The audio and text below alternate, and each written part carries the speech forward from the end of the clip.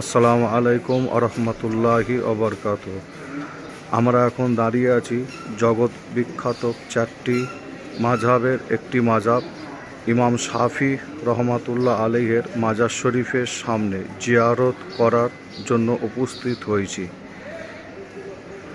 আপনারা দেখতে পাচ্ছেন ইমাম শাফি রহমাতুল্লাহ আলাইহের মাজার শরীফের মেন গেট।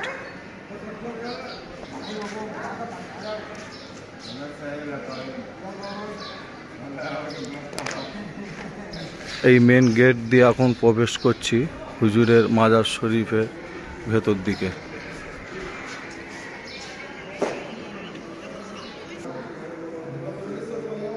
ইমাম শাফি রহমাতুল্লাহ আলাইহের নাম মোহাম্মদ, পিতার নাম ইদ্রিস, দাদা আব্বাস, উপর নাম আবু আবদুল্লাহ, বংশনামা মোহাম্মদ বিন ইদ্রিস বিন আব্বাস বিন উসমান বিন শাফি আল কোরাইশি আল শাফি আল মাক্কি।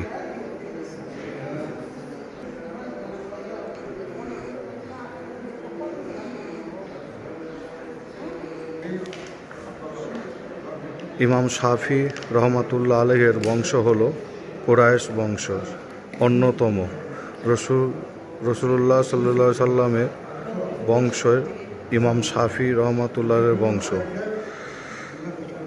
এই জন্য তিনি আল মাকতাবি বলে পরিচিত। ইমাম শাফি রহমাতুল্লাহ আলাইহের আরেকটি উপাধি হল নাসরুল হাদিস।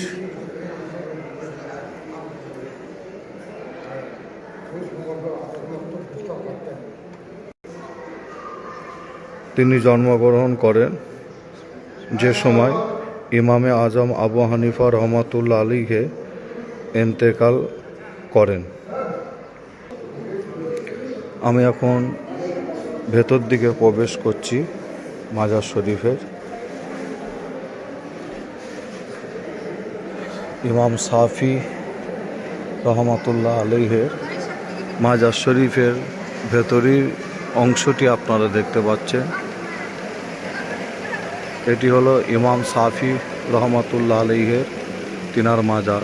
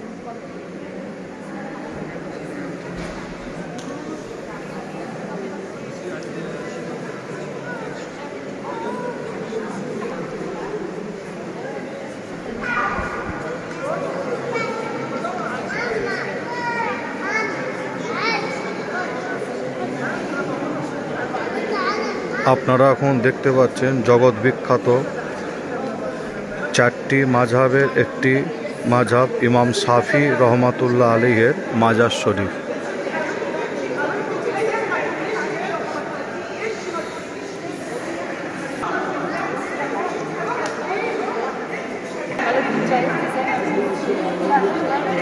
এই কাঁচের ভিতরে নবী পাক সাল্লাল্লাহু আলাইহি সাল্লামের কদম মোবারকের ছাপ। ইমাম শাফি রহমাতুল্লাহ আলাইহি তিনি যখন হিজাব গিয়েছিলেন মদিনা শরীফ থেকে হাদিয়া স্বরূপ তিনাকে দেওয়া হয়। ইমাম শাফি রহমাতুল্লাহ আলাইহি 1820 সালে ইন্তেকাল করেন। আপনারা দেখতে পাচ্ছেন নবী পাক সাল্লাল্লাহু আলাইহি সাল্লামের কদম মোবারকের ছাপ এই কাঁচটির ভেতরে আছে।